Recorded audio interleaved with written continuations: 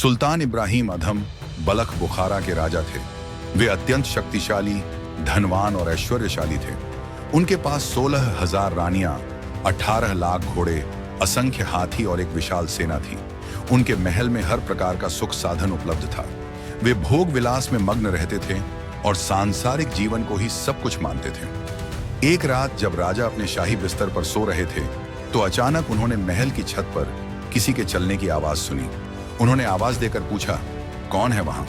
आवाज आई, मैं आपका सेवक हूं। राजा, तुम यहां छत पर क्या कर रहे हो?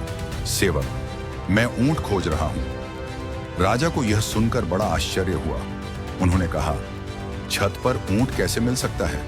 सेवक ने उत्तर दिया, जैसे राजमहल में परमात्मा की प्राप्ति हो सकती है। यह सुनकर राजा हक्का बक्का रह गए। उन्होंने बाहर आकर देखा तो वहां कोई नहीं था। वह विचार करने लगे कि यह कौन था? क्या यह कोई दैवीय संदेश था? इस घटना के बाद राजा इब्राहिम अधम का मन भोग विलास से हटने लगा।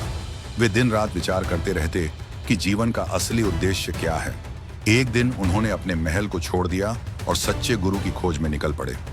यात्रा के दौरान वे एक संत के पास पहुंचे। उन्होंने संत से पूछा, मुझे परमात्मा की प्राप्ति कैसे होगी?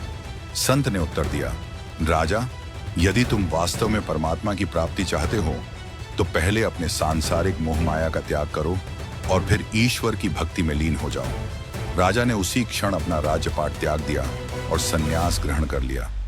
वे जंगलों और तीर्थ स्थलों में घूमते रहे, कठोर तपस्या की और अंततः उन्हें दिव्य ज्ञान प्राप्त हुआ। संत रामपाल जी महाराज ने अपने सत्संग में इस कथा को विस्तार से समझाया। उन्होंने कहा कि यह कथा हमें यह सिखाती है कि वे सांसारिक सुख क्षणिक होते हैं। सच्चा सुख केवल ईश्वर की भक्ति में है। जीवन का असली उद्देश्य मोक्ष प्राप्त करना है। सच्चे गुरु की शरण में जाने से ही हमें सही मार्गदर्शन मिलता है। सुल्तान इब्राहिम अधम का जीवन एक प्रेरणा है कि कोई भी व्यक्ति, चाहे वह कितना भी समृद्ध और शक्तिशाली क्यों न हो, यदि सच्चे गुरु की शरण में आ जाए तो उसे मोक्ष की प्राप्ति हो सकती है। यदि आप इस कथा को और विस्तार से सुनना चाहते हैं तो संत रामपाल जी महाराज के सत्संग को सुन सकते हैं।